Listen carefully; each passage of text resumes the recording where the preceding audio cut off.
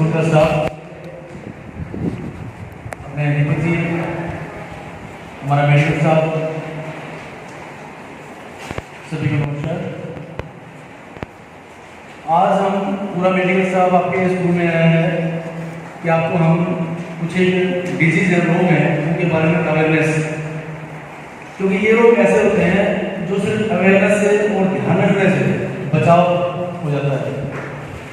ध्यान रखने को बचाव, जैसे टीबी है, टीबी में क्या होता है, किसी को टीबी हो गई है तो हम ध्यान में क्या रखना चाहिए, टीबी का पेशेंट है तो उससे थोड़ा सा दूर रहे, खांसता है, छींकता है, मुंह पे मास्क लगा लो, इस तरह की चीजें।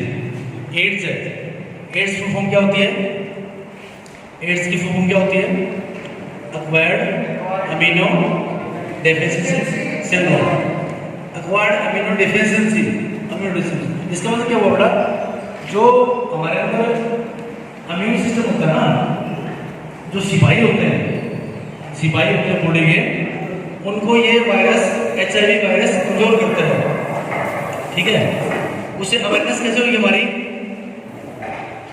कैसे होगी, जैसे हम हॉस्पिटल में एडमिट हो गए तो स्टाफ होता है वो कई बार ब्लड देता है, उसी से ग्लव्स नहीं पहन रखे हों, वो ध्यान रखना हमने, इस तरीके से हमने ये इस चीज़ का बचाव रखना है।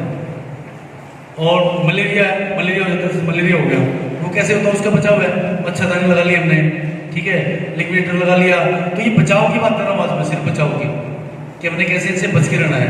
और आसपास के लोग, हमारे पेरेंट्स हैं, हमारे फ्रेंड सर्कल है, उन सबको अवेयर करना है, उनको समझाना है कि ऐसे हम इन चीज़ों में बच सकते हैं। जैसे एड्स है, तो एड्स तो इतनी मतलब भयानक बीमारी है, इसका इलाज भी नहीं है फिलहाल, ठीक है, लेकिन अवेयरनेस हमें ध्यान रखना है, कैसी जो कोई ऐसी चीज़ें हैं उनसे अवॉइड, ठीक है।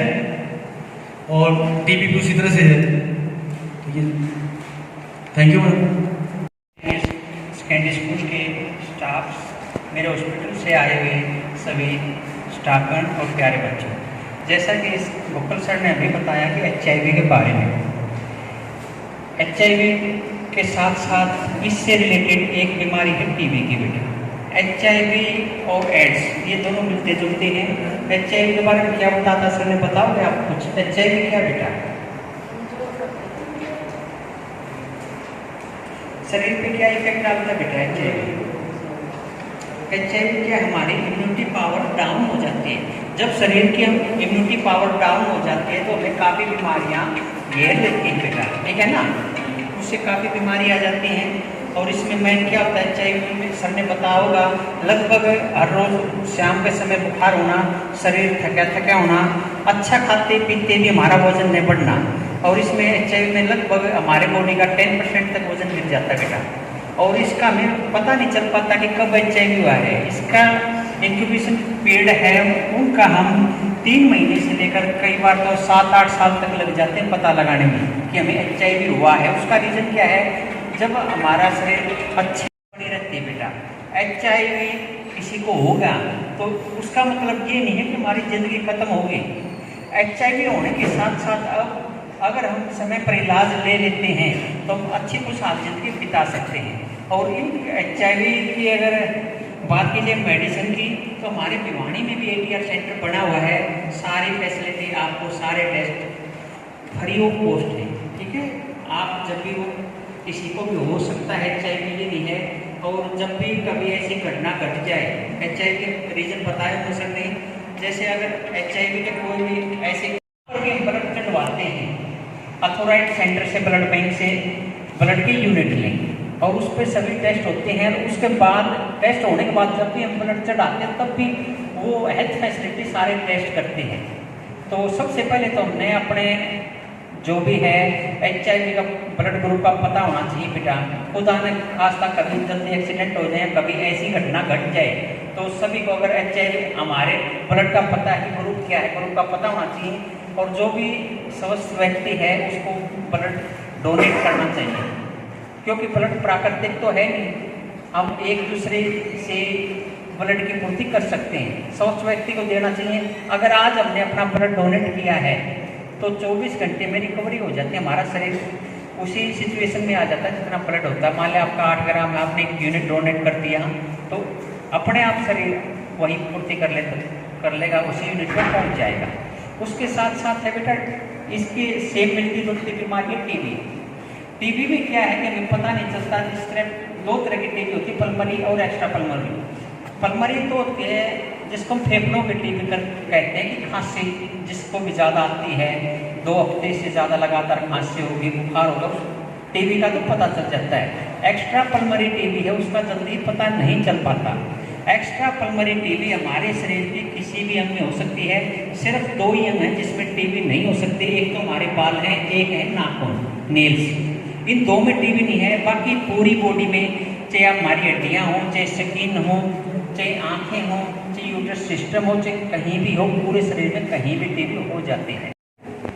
हमारे लिए बहुत ही हर्ष का विषय है कि आप सभी के बीच में